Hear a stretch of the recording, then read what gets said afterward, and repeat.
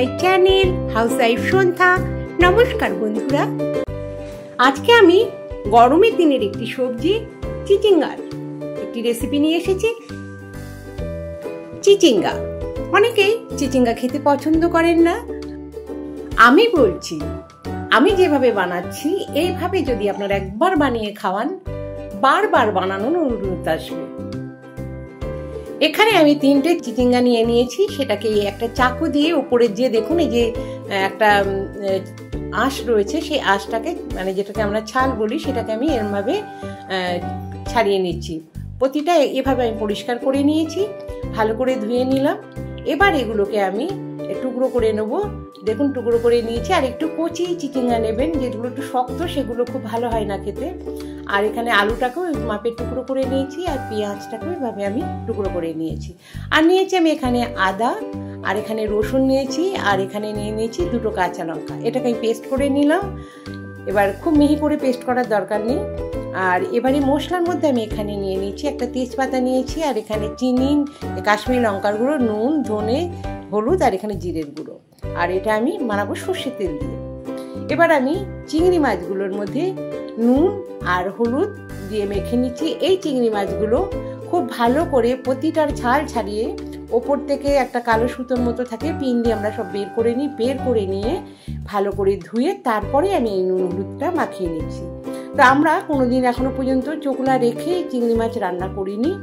তো আমাদের এইভাবেই মানে পরিষ্কার করে আমাদের চিংড়ি মাছ রান্নার পদ্ধতি। তো এবার এটাকে আমি সরিয়ে রেখে দিলাম। কড়াইয়ে সর্ষের তেল গরম করে নিলাম। এবার হলুদ আর নুন মাখানো চিংড়ি মাছগুলোকে প্রথমে আমি এর মধ্যে ভেজে নেব। তো চিংড়ি মাছ খুব শক্ত করে ভাজার প্রয়োজন নেই। চিংড়ি মাছগুলোকে মানে শক্ত করে ভাজলে একটা রাবার টাইপের হয়ে যায়। তাই কিছুটা ভাজা হয়ে গেলে আমি চিংড়ি মাছগুলোকে উঠিয়ে নেব। আজকে যারা প্রথম আমার এই রেসিপি দেখছেন বা আমার চ্যানেলটি ভিজিট করছেন, তাদেরকে আমার অফুরন্ত ভালোবাসা আর অসংখ্য ধন্যবাদ। আপনারা একটি লাইক, একটি কমেন্ট করে দিতে পারেন। আর যদি ভালো লাগে অবশ্যই সাবস্ক্রাইব করবেন, আর পাশে থাকা বেল আইকনটি প্রেস করে দেবেন। কেননা যখন আমি আবার কোনো নতুন ভিডিও ছাড়বো, সবার প্রথম আপনার কাছে নোটিফিকেশান পৌঁছে যাবে। আর আপনি আপনার সময় মতন সেই নোটিফিকেশনের মাধ্যমে আমার রেসিপি বা আমার ভিডিওগুলোকে দেখে নিতে পারবেন। দেখুন চিংড়ি মাছগুলোকে এভাবে আমি ভেজে তুলে নিলাম। খুব কড়া করে আমি এগুলোকে ভেজে নিলাম না, ঠিক এইরকম পর্যায়ে আমি চিংড়ি মাছ প্রত্যেকটাকে তুলে নিলাম। এবার আমি এই কড়াইয়ের মধ্যে আর একটু তেল দিয়ে নিলাম। দিয়ে আমি তেজপাতাটা দিয়ে দিলাম। তারপরে আমি দিয়ে দিলাম কুচনো পেঁয়াজগুলো। হেভি কিছু মশলা দিয়ে আমার রান্না বানানো হয় না, খুব নর্মাল মশলা দিয়ে আমি রান্না করি। আর যতটা চেষ্টা করি খুব হেলদিভাবে করার, তেল মশলা দুটোই যাতে কম থাকে। তো এবার আমি পেঁয়াজগুলোকে খুব ভালো করে এখানে ভেজে নিচ্ছি। ভাজা হয়ে গেলে, অর্ধেক ভাজা হয়ে গেলে আমি এর মধ্যে দিয়ে দিলাম টুকরো করা আলুগুলোকে। এবার দুটো একসঙ্গেই ভালো করে ভাজা হবে।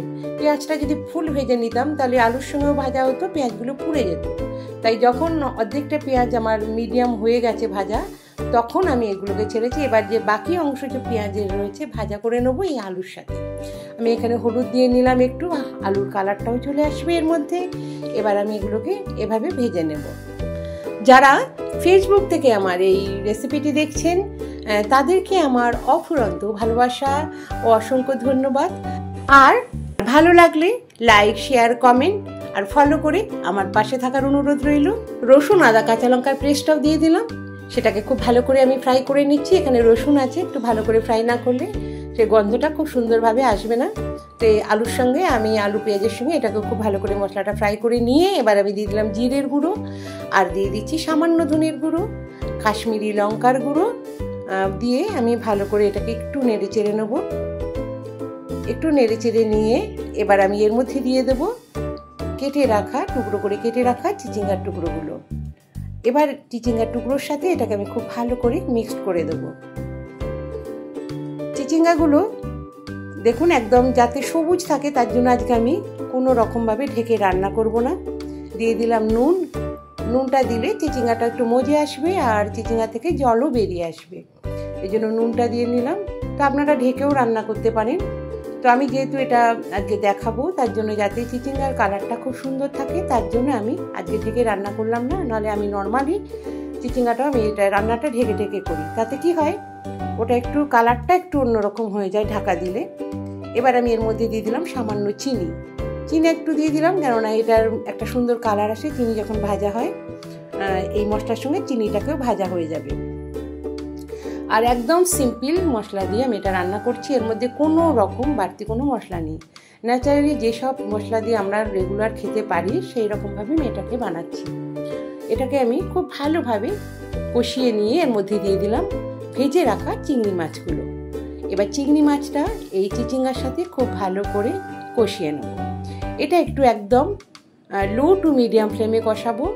কোনো রকম রান্নাটা হাই ফ্লেমে কোনোভাবেই করা যাবে না, কেননা এটাতে খুব বেশি জল দেওয়া যাবে না, কারণ এর জলে জলেই আর এটা সুন্দরভাবে ভাজা হয়ে আসবে, আর এই রান্নাটাও একদম সুন্দরভাবে কমপ্লিট হয়ে যাবে, আর বয়েলও খুব সুন্দর হবে।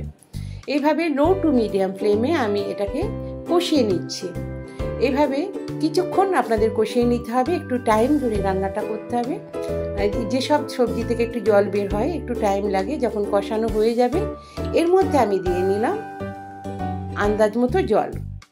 খুব ভালো করে জলটাকেও আমি একদম ভালো করে মিক্সড করে দিলাম এই চিচিঙ্গা আলুর এই রেসিপিটার মধ্যে। আর ভালো করে রেখে এবার আপনারা ঢাকা দিতে পারেন। আমি এটা ঢাকা দিয়ে যে রান্না করব না, প্রথমেই বলে নিলাম। তো এবার আমি একটু ফুটতে দেবো, আর সেটাও দেবো আমি একদম লো ফ্লেমে। এটা মিডিয়াম ফ্লেমে নয়, লো ফ্লেমে এটাকে আমি একদম ফুটতে দেবো। ধীরে ধীরে এটা ফুটে আসবে। তো সম্পূর্ণ ভিডিওটা তো ভাবে দেখানো যায় না, তা আমি যতটা দেখাতে পারছি, তাহলে অনেক বড় হয়ে যাবে ভিডিওটা। তো এবার আমি লো ফ্লেমেই এটাকে আমি বয়েল করব, যাতে আলুগুলো খুব সুন্দর করে বয়েল হয়ে যাবে আর চিচিঙ্গাটাও বেশ নরম হয়ে যাবে, কিন্তু একদম গলে যাবে না, যেমন একদম নেতিয়ে যায় চিচিঙ্গা, ওরকম হবে না। এর মধ্যে দিয়ে দিলাম একটু কাঁচা লঙ্কা আর গরম মশলার গুঁড়ো। এতে আর একটু সুন্দর করে দেবে, আর গন্ধটাও খুব সুন্দর হবে, টেস্টটাও আর একটু বেড়ে আসবে। তো এইভাবে আমি চিচিঙ্গার মধ্যে পুরোটা একদম মিক্সড করে দিলাম, চিচিঙ্গা আলুর মধ্যে গরম মশলা সব কিছু। আর বারবার একটু দেখে নিচ্ছি আলুটা বয়েল হয়েছে কিনা। এইভাবে যখন আমি কিছুক্ষণ এভাবে একটু নাড়াচাড়া করে দেখে নেবো, আর এরকম লো টু মিডিয়াম ফ্লেমের মধ্যে এটা আমি রেখে নেবো। কিছুক্ষণ বাদে যখন এটা একদম সম্পূর্ণভাবে আমার এই আলুটাও একদম বয়েল হয়ে আসবে, একদম নরম, ধরলেই একদম একদম আলুটা একদম নরম হয়ে আসবে, আর চিচিঙ্গাটাও নরম হয়ে আসবে, অথচ গলবে না, তখন আমি এটাকে বন্ধ করে দেবো। এবার আমি একটি সার্ভিং প্লেটে আমি এটাকে উঠিয়ে নিচ্ছি। দেখুন কত সুন্দর হয়েছে, আর খেতে সেরকমই টেস্ট। যারা চিচিঙ্গা পছন্দ করেন না, আমি একদম গ্যারেন্টি দিয়ে বলছি, এইভাবে একবার যদি চিংড়ি মাছ দিয়ে চিচিঙ্গা আলুর রেসিপি আপনারা বানিয়ে খাওয়ান, আপনার কাছে বারবার বানাতে বলবে। এত সুন্দর হয় এই রেসিপিটা, খেতেও দারুণ হয়। দেশ বিদেশ যে যেখান থেকে আমার এই রেসিপিটি দেখছেন, তাদেরকে আমার অফুরন্ত ভালোবাসা, অসংখ্য ধন্যবাদ।